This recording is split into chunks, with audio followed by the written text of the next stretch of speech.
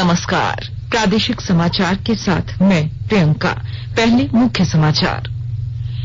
झारखंड में कोरोना संक्रमण से अब तक 96,975 संक्रमित लोग उपचार के बाद हुए स्वस्थ। अब 5,021 मामले हैं सक्रिय। राज्य की 2 विधानसभा निर्वाचन क्षेत्र दुमका और बेरमो में शांतिपूर्ण तरीके से मतदान संपन्न। मतों की गिनती 10 नवंबर को। कुपोषण दूर करने के लिए राज्य भर के 2000 से अधिक घरों में दीदी बाड़ी योजना प्रारंभ। और 3 दिवसीय गंगा उत्सव का समापन आज राजधानी रांची स्थित ऑड्रे हाउस में आयोजित होंगे कई कार्यक्रम। अब समाचार विस्तार से। कोविड-19 महामारी के खिलाफ देश एकजुट होकर लड़ रहा है। आप भी हमारे साथ सुरक्षा और बचाव के 3 आसान एहतियाती उपायों का संकल्प लें। मास्क पहनें, 2 गज की दूरी है जरूरी, सुरक्षित दूरी बनाए रखें, हाथ और मुंह साफ रखें। झारखंड में पिछले 24 घंटे के दौरान कोरोना संक्रमण के 397 नए मरीजों की पुष्टि हुई। इसके साथ ही राज्य में संक्रमित मरीजों की संख्या 1,02,887 हो गई है। स्वास्थ्य विभाग से मिली जानकारी के अनुसार राज्य में अब तक 96,975 संक्रमित लोग उपचार के बाद ठीक हो चुके हैं और अब 5,021 सक्रिय मामले बचे हैं। स्वस्थ होने की दर 94.25% हो गई है। अब तक राज्य में इस संक्रमण से 891 लोगों की मौत भी हो चुकी है।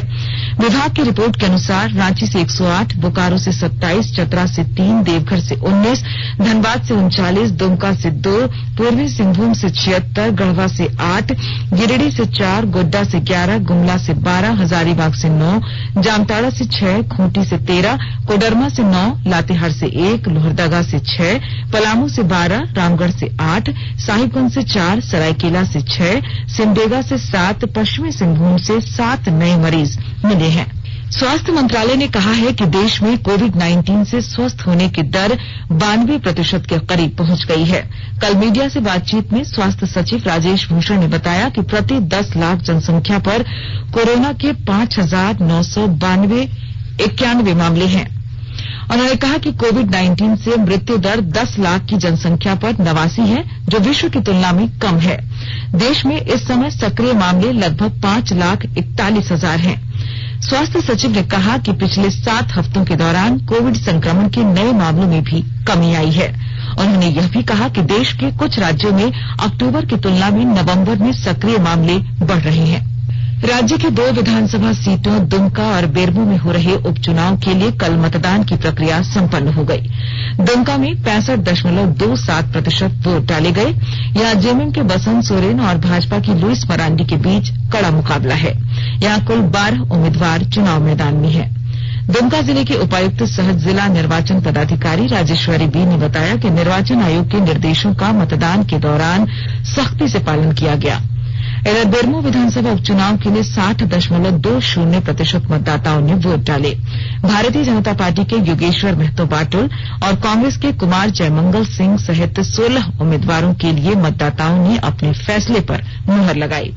मतदान के दौरान बूथों में सैनिटाइजर, हैंड ग्लव्स और मास्क की व्यवस्था की गई थी। इस मौके पर मतदाताओं ने सामाजिक दूरी का भी पालन किया। मतों की गिनती 10 नवंबर को की जाएगी और चुनाव परिणाम भी उसी दिन घोषित किए जाएंगे।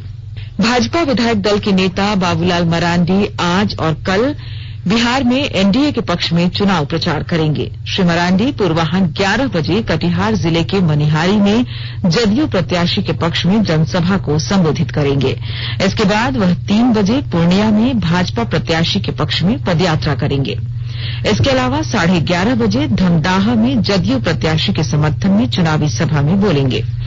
1:30 बजे कोढ़ा विधानसभा में भाजपा उम्मीदवार और 3 बजे प्राणपुर में भाजपा उम्मीदवार के लिए समर्थन मांगेंगे। केंद्र सरकार ने स्पष्ट किया है कि जनधन खातों सहित बैंक के 60 करोड़ बचत खातों पर कोई सेवा शुल्क नहीं लगता है। वित्त मंत्रालय ने कहा है कि मीडिया में ऐसी खबरें आ रही हैं कि सार्वजनिक क्षेत्र के कुछ बैंक सेवा शुल्कों में वृद्धि कर रहे हैं। मंत्रालय ने कहा है कि शुल्कों में कोई वृद्धि नहीं की गई है। बैंक ऑफ बड़ौदा ने इस महीने से प्रति माह निःशुल्क नकदी निकालने और जमा कराने की संख्या में कुछ बदलाव किए थे। इनके तहत हर महीने निःशुल्क नकदी लेन देन की संख्या 5 बार से घटाकर 3 बार कर दी गई थी। बैंक ऑफ बड़ौदा ने बताया है कि उसने कोविड महामारी की मौजूदा स्थिति को देखते हुए ये बदलाव वापस लेने का फैसला किया है। सार्वजनिक क्षेत्र के किसी अन्य बैंक ने हाल में कोई शुल्क नहीं बढ़ाया है। भारतीय रिजर्व बैंक के दिशा निर्देश के अनुसार सार्वजनिक क्षेत्र के बैंकों सहित सभी बैंकों को अपनी सेवाओं के लिए उचित, पारदर्शी और निष्पक्ष तरीके से शुल्क लगाने की अनुमति है। सार्वजनिक क्षेत्र के अन्य बैंकों ने जानकारी दी है कि कोविड महामारी के मद्देनजर निकट भविष्य में सेवा शुल्क बढ़ाने का कोई प्रस्ताव नहीं है। आकाशवाणी के ताजा तरीन समाचारों के लिए आप हमारी वेबसाइट newsonair.com पर लॉग ऑन कर सकते हैं। ताजा समाचार Twitter handle @AIR News Alerts और Facebook page all India radio news पर भी उपलब्ध है। आप प्रादेशिक समाचार एकांश के ट्विटर हैंडल @AIR News_Ranchi और Facebook page AIR News Ranchi के अलावा YouTube channel regional news unit Ranchi पर भी हमारे बुलेटिन सुन सकते हैं। प्रादेशिक समाचार आप आकाशवाणी रांची से सुन रहे हैं। और अब पेश है कोरोना से बचाव के कुछ संदेश। कोविड-19 से बचाव और सुरक्षित रहने के 3 उपाय। मास्क लगाएं, 2 गज दूरी है जरूरी, सुरक्षित दूरी रखें, हाथ और मुंह साफ रखें।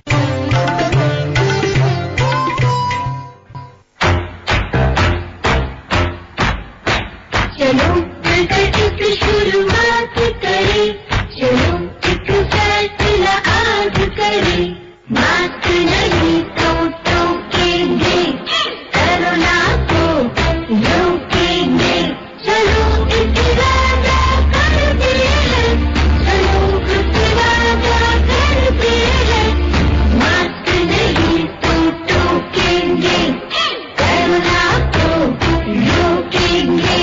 भारत सरकार द्वारा जनहित में जारी। प्रादेशिक समाचार में आपका फिर स्वागत है। ग्रामीण विकास विभाग ने सभी जिलों के उप विकास आयुक्तों को दीदी बाड़ी योजना को प्राथमिकता से पूरा कराने का निर्देश दिया है। दीदी बाड़ी योजना से कुपोषण को दूर करने का लक्ष्य रखा गया है। इस योजना के अंतर्गत अब तक राज्य भर के 2614 से अधिक घरों में काम शुरू कर दिया गया है। सरकार की इस योजना से सब्जी उत्पादन को बढ़ावा दिया जा रहा है, जिससे लाभुकों को लाभ मिलेगा। लोगों की जरूरत के अनुसार 1, 2, 3 और 5 डिसमिल जमीन के मॉडल पर सालों भर सब्जी की उपलब्धता के लिए सब्जी, फलदार पेड़ और पपीता इत्यादि भी लगाए जा रहे हैं। बेरमो व दुमका में उपचुनाव की वजह से योजना के अंतर्गत काम नहीं प्रारंभ हो सका है। इसके अंतर्गत जल संचय एवं खाद का गड्ढा का निर्माण भी किया जाएगा। NHAI ने लोहरदगा जिले के कुड़ू से पलामू तक की सड़क को 4 लेन करने का फैसला टाल दिया है। नेशनल हाईवे 75 की इस महत्वपूर्ण सड़क को 4 लेन करने की योजना पहले तैयार की गई थी। रास्ते में पड़ने वाले शहरों पर बाईपास भी बनाना था, लेकिन NHAI ने इस सड़क का सर्वे कराया, जिसमें पाया गया कि इस सड़क पर ट्रैफिक नहीं है, इसलिए इस सड़क को 4 लेन करना आवश्यक नहीं है। बता दें कि नेशनल हाईवे 75 में पिस्का मोड़ से बीजूपाड़ा तक करीब 34 किलोमीटर सड़क 4 लेन कर दी गई है। दूसरा सेक्शन बीजूपाड़ा से कुड़ू सेक्शन तक सड़क 4 लेन बनाया गया। कुड़ू से आगे सड़क चौड़ी करने की योजना थी, जिसे अभी टाल दिया गया। रांची के उपायुक्त छवि रंजन ने रांची रोशनी प्रोजेक्ट के तहत शिक्षा विभाग को कल 700 सोलर लाइट सौंपे। शिक्षा विभाग को उपलब्ध कराए गए ये सोलर लाइट सुदूर ग्रामीण क्षेत्रों के वैसे छात्रों को उपलब्ध कराए जाएंगे जहां अब तक बिजली नहीं पहुंच पाई है। रांची की रोशनी परियोजना जिला प्रशासन द्वारा लाइट की समस्या के समाधान के लिए शुरू की गई पहल है। आने वाले दिनों में परियोजना के तहत शिक्षा विभाग को और भी सोलर लाइट उपलब्ध कराए जाएंगे। झारखंड हाईकोर्ट के मुख्य न्यायाधीश न्यायमूर्ति डॉक्टर रवि रंजन और न्यायाधीश सुजीत नारायण प्रसाद की डबल बेंच में प्रोन्नति में आरक्षण का लाभ दिए जाने के मामले में मंगलवार को सुनवाई हुई। यह मामला द्वितीय, तृतीय और चतुर्थ समिति प्रतियोगिता परीक्षा से जुड़ा है। इसके विज्ञापन में कहा गया था कि उसी व्यक्ति को आरक्षण मिलेगा जिसके पास झारखंड का जाति प्रमाण पत्र होगा। बिहार से झारखंड में तबादला होकर आए अखिलेश प्रसाद ने याचिका में कहा है कि उन्हें शर्तों के मुताबिक आरक्षण का लाभ मिलना चाहिए। उन्हें बिहार में आरक्षण का लाभ मिल रहा था। दोनों पक्षों को सुनने के बाद अदालत ने अगली सुनवाई के लिए 3 दिसंबर की तिथि निर्धारित की है। इधर न्यायाधीश राजेश शंकर की अदालत में निजी स्कूलों के फीस माफी मामले पर भी सुनवाई हुई। अदालत ने इससे संबंधित याचिका पर सुनवाई करते हुए अंतिम सुनवाई के लिए 8 दिसंबर की तिथि निर्धारित की है। गढ़वा जिले में पशुओं में बीमारियों से हो रही मौत से बचाव के लिए 3 नवंबर से टीकाकरण अभियान शुरू किया गया है। राष्ट्रीय पशु रोग नियंत्रण कार्यक्रम के तहत यह अभियान जिले के सभी करीब 15 लाख पशुओं के लिए है। विस्तृत ब्यौरा दे रहे हैं हमारे गढ़वा संवाददाता। राष्ट्रीय पशु रोग नियंत्रण कार्यक्रम कल से शुरू किया गया है। इसके तहत जिले के सभी पशुओं यथा गाय, भैंस, बकरी, सूकर में टीकाकरण किया जाना है। इसमें सबसे उल्लेखनीय बात है कि टीकाकरण से पहले सभी गोवंशीय और भैंस वंशीय प्रजाति को टैगिंग कर राष्ट्रीय पशु रोग नियंत्रण कार्यक्रम पोर्टल पर पंजीकृत किया जाना है। इस कार्य के लिए पशुपालन विभाग ने प्रत्येक गांव पंचायत के लिए पशु मित्रों को अधिकृत किया है। पशुपालन विभाग का यह अभियान पूरी तरह से निःशुल्क है। जिले में करीब 15 लाख पशुधन हैं। विनोद कुमार पाठक, आकाशवाणी समाचार, गढ़वा। राष्ट्रीय पशु रोग नियंत्रण कार्यक्रम के तहत यह अभियान जिले के सभी करीब 15 लाख पशुओं के लिए है। 3 दिवसीय गंगा उत्सव कार्यक्रम का समापन समारोह आज राजधानी रांची स्थित ऑड्रे हाउस में होगा। कार्यक्रम में पेंटिंग प्रदर्शनी और पुरस्कार वितरण किया जाएगा। उत्सव के दूसरे दिन कल राज्य के विभिन्न जलाशयों और नदियों में दीप उत्सव एवं रंगोली कार्यक्रम आयोजित किए गए। राजधानी स्थित बड़ा तालाब और करमटोली तालाब में विशेष कार्यक्रम का आयोजन हुआ। करमटोली तालाब परिसर में नगर आयुक्त मुकेश कुमार और उपायुक्त छवि रंजन की मौजूदगी में सैकड़ों दीप जलाए गए। वहीं नगरी अंतर्गत स्वर्णरेखा उद्गम स्थल पर भी दिए जलाए गए। दीपोत्सव के दौरान अधिकारियों ने उपस्थित लोगों को स्वच्छता की शपथ दिलाई। शारजाह में कल आईपीएल क्रिकेट में सनराइजर्स हैदराबाद ने मुंबई इंडियंस को 10 विकेट से हराकर प्लेऑफ में स्थान पक्का कर लिया। पहले बल्लेबाजी करते हुए मुंबई इंडियंस ने 8 विकेट पर 149 रन बनाए। जवाब में सनराइजर्स ने बिना कोई विकेट खोए 17 ओवर और 1 गेंद में जीत का लक्ष्य हासिल कर लिया। कल प्लेऑफ के पहले मैच में मुंबई इंडियंस का मुकाबला दिल्ली कैपिटल से होगा। मैच दुबई में खेला जाएगा। और आइए अब सुनते हैं राज्य के प्रमुख अखबारों ने किन खबरों को प्रमुखता से प्रकाशित किया है। राज्य से प्रकाशित होने वाले सभी अखबारों ने दुमका और बेरमो में मतदान संपन्न होने की खबर को प्रमुखता से प्रकाशित किया है। प्रभात खबर ने आदिवासी धर्म कोड के लिए 11 नवंबर को विशेष सत्र बुलाए जाने की खबर को पहले पेज पर प्रकाशित किया है। हिन्दुस्तान ने छात्रवृत्ति घोटाले की जांच के आदेश की खबर को प्रमुखता से प्रकाशित किया है। अखबार ने दल बदल मामले में बाबूलाल मरांडी, प्रदीप यादव और बंधु तिर्की पर मामला दर्ज होने की खबर को भी प्रमुखता से प्रकाशित किया है। झारखंड के विरोध के बावजूद कोयला खदानों के खनन बिक्री में निजी कंपनियों की भागीदारी शुरू की खबर को दैनिक भास्कर ने अपनी पहली सुर्खी बनाया है।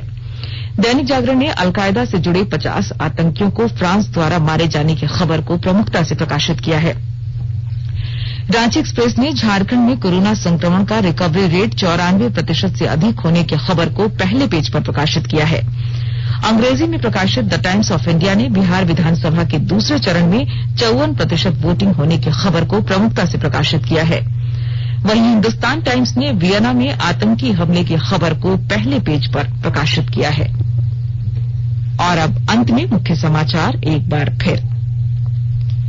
झारखंड में कोरोना संक्रमण से अब तक 96,975 संक्रमित लोग उपचार के बाद हुए स्वस्थ। अब 5,021 मामले ही सक्रिय। राज्य के 2 विधानसभा निर्वाचन क्षेत्र दुमका और बेरमो में शांतिपूर्ण तरीके से मतदान संपन्न। मतों की गिनती 10 नवंबर को। कुपोषण दूर करने के लिए राज्य भर के 2000 से अधिक घरों में दीदी बाड़ी योजना प्रारंभ। और 3 दिवसीय गंगा उत्सव का समापन आज राजधानी रांची स्थित ऑड्रे हाउस में आयोजित होंगे कई कार्यक्रम। इसके साथ ही आकाशवाणी रांची से प्रादेशिक समाचार का ये बुलेटिन समाप्त हुआ। नमस्कार। घर में रहिए, सुरक्षित रहिए और सुनते रहिए आकाशवाणी।